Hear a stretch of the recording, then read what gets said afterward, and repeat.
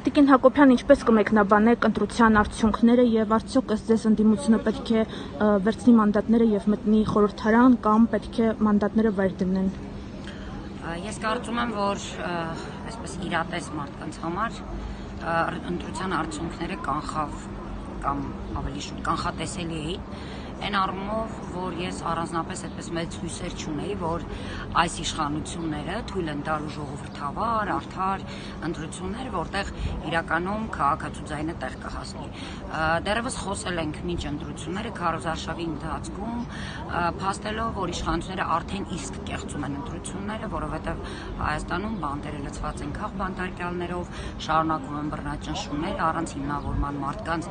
անընդհատ կալանավորելը, ինչ որ անհասկանալի միջոցով հենց այդ խափանման միջոցներ գտնելը կալանավորում, տնային կանգ, այսինքն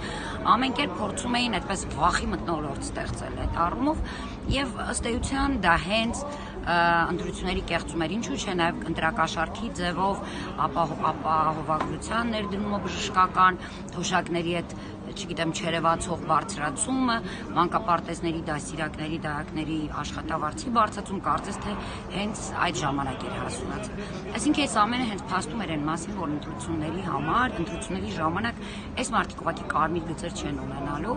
եւ անելու են ամեն բան, որովհետեւ իրենց համար այո դա ֆիզիկական գոյության խնդիր է։ Բառից բուն իմաստով կյանքի մահու խնդիր եւ իրենք չունեն այդ որևէ կարմիր գիծ։ Հետևաբար ես կարծում եմ, որ մենք պիտի որ սպասեինք նման ելքի։ Այլ բան է, թե ինչ արձագանք պիտի ունենար սրան քարոզարշավին մասնակցող ընդդիմությունը եւ խորհրդարանում ուժ ձևավորելու եւ ընդհանրապես իշխանություն ձևավորելու ձգտող ուժերը ինչ պիտի անեին։ Քանի որ այս քանի օրերի ընթացքում հետընտրական process-ում բոլորը անխտիր խորհուրդներ են տալիս ընդդիմությանը, ես զերծ կմնամ խորհուրդ տալով, որովհետեւ գիտեք, ես կարծում եմ, որ եղածից հետո պետք չի խորհուրդ տալ, այլ ես կարծում եմ, որ այդ կաղապարից ամբողջ քարոզարշավի ընթացքում պիտի փորձեին դուրս գալ նույն քարոզարշավը անողները եւ նաեւ կողքից նայող ուժերին, իրենց միշտ աջակցող ուժերին, ազգային պայքարում միշտ ընդգրկված ուժերի հետ, քաղաքական միավորների հետ ժամանակ կոնսուլտացիա անեին։ Չի եղել այդպիսի բան, իրենք դրա կարիք չեն ունեցել, հետեւաբար որոշումներ պիտի լինի իրենց եւ ոչ թե մեր խորհրդով։ Ես միայն մի բան գիտեմ, որ ամենակարևոր բանը, որ իրավունք չունի անելու ընտրություններին մասնակցած եւ շեմը հաղթահարած ցանկացած ուժ պիտի հասկանա, որ ինքը պարզապես իրավունք չունի հիասթափեցնելու իրեն ընտրողին։ Եվ եթե որոշում են կայացնելու, որ մտնում են խորհրդարան, ապա պետք է լինեն դրանք հիմնավոր բացատրություններով, ինչու, ինչպես եւ որորի ինչ քայլ են իրենք անելու։ Եթե որոշում կկայացնեն, որ չեն մտնելու խորհրդարան,